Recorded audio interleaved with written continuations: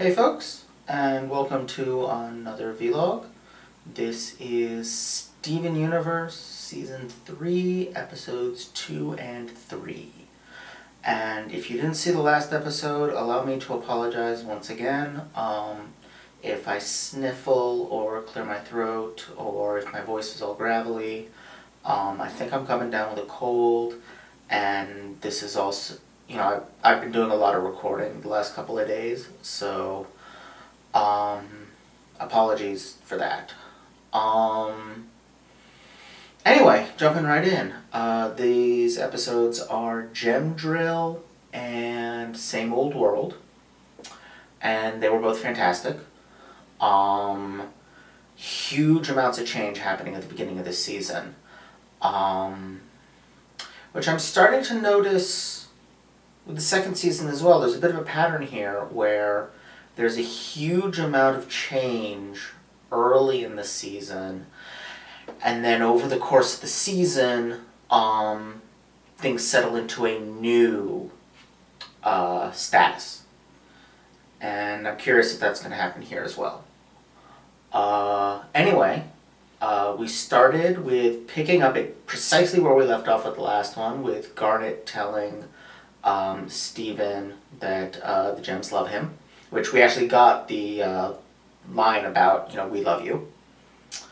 And then down they have to go in the drill to stop the cluster. I'm really curious about what a couple of hours of global earthquakes means. In the next episode, most of the world seems pretty okay, so it probably restricted itself to very mild tremors.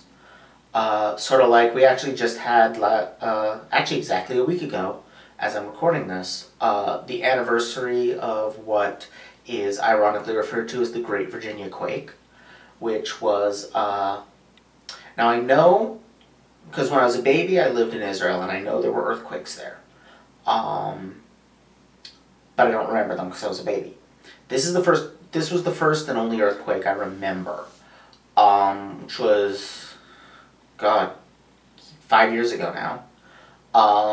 And it was a tiny, tiny earthquake that happened in Virginia. It affected us in DC.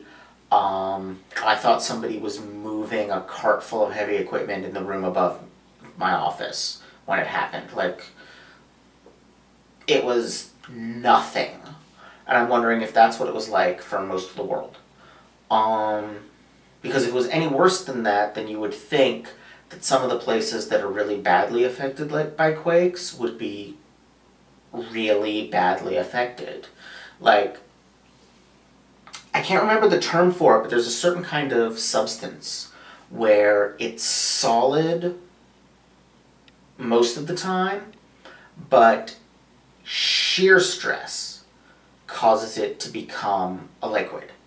And the most familiar example is ketchup, which is why hitting a ketchup bottle from the side will cause it to pour, because you're creating waves that move across it sideways, and that creates shear stress and turns it from a pretty soft solid to a pretty thick liquid. And I know that there are some forms of rock that have the same property, and that I think Mexico City is the one that's built on that kind of rock. So when they have earthquakes, it's incredibly bad because the rock the city is built on basically liquefies and things get bad. That said, it overall seems not to have done much damage, so okay, good. The main focus of the episode, though, is on Steven's psychic powers continuing to develop, and he's able to communicate with the cluster and kind of get inside its mental space, which is a fascinating sequence that made me think of Full Metal Alchemist. This is the manga, which was adapted into the series Full Metal Alchemist Brotherhood. The anime series from years prior, Full Metal Alchemist, this doesn't apply to, because that had a very different ending. But that series ended a few years ago, and there was a revelation right before the end that one of the characters, we'd known for a while that he actually had thousands of souls trapped inside of his body, which were the source of his power. And he was one of two characters that was like this, and the other one was the main villain. And these thousands of souls were in this like torrent of chaos, just whirling around, not knowing where they are, struggling to hold on to who they are, just this vortex of souls. And right before the end of the series, we get the reveal that he actually was able to kind of go inside himself and over centuries talk to each and every one of them and calm them and get to know them and befriend them. And like, he didn't choose to become like this. The villain did. He was basically had it forced on him. He is able to talk to them and calm them and befriend them and get them to help him willingly. And what's happening to Steven inside the cluster feels like that's what it must have been like, is this just the sheer volume of all these voices talking at once, and the light of it nearly, like, clearly completely overwhelms Steven. And he tries to help them individually, and it's impossible. Which actually, I forget the exact math, but I worked out the math once, and for the FMA character to have helped every single one of the souls inside of him, even given the 300 years he has to do it in, between the time it was done to him and the end of the series, he still would have been having to do like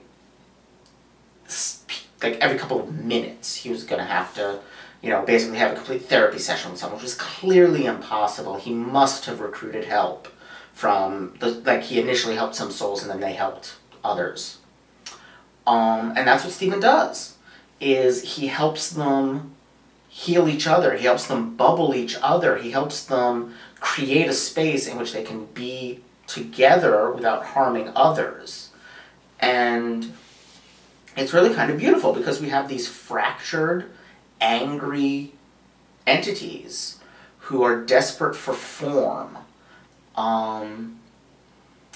And Steven gives them an alternative. He gives them each other, which I really feel like is getting at some of the central themes of the series, because that's really the difference between the homeworld gems and the crystal gems, is the homeworld gems have structure.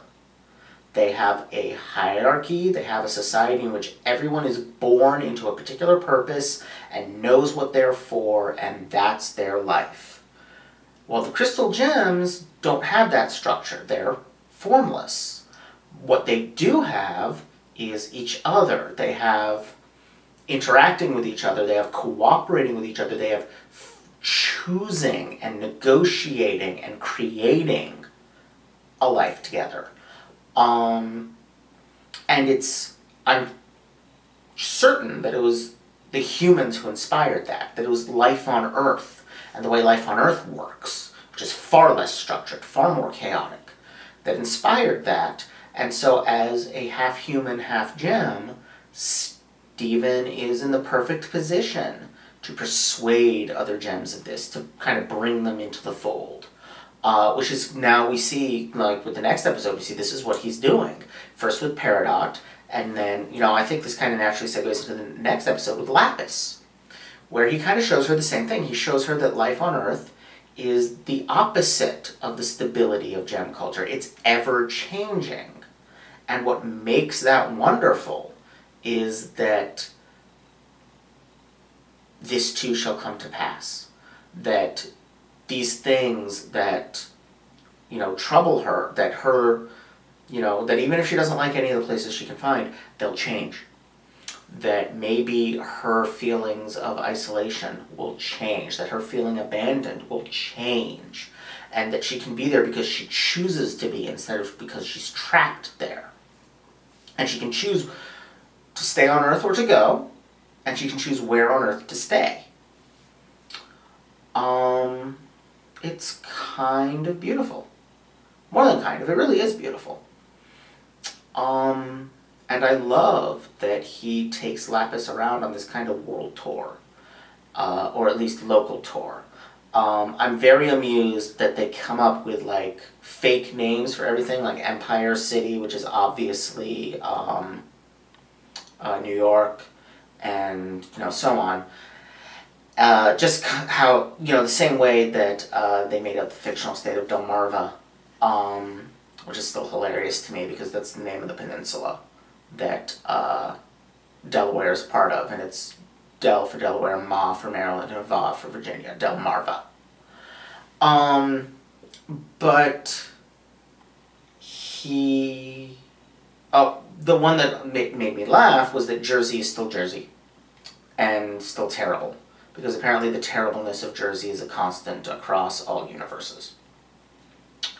But yeah, he shows her all of this world, and she elects to stay at the same farm where Peridot is staying. So please tell me we're going to get wacky roommate hijinks with Peridot and Lapis. I am so here for wacky roommate hijinks with Peridot and Lapis. That would be beautiful. And Steven having to try to negotiate between them. Would just be, would make my day. It's everything I want.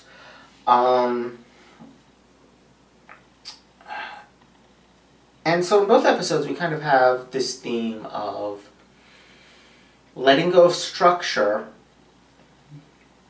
and form in favor of being with others and kind of letting what happens happen. Creating a space together.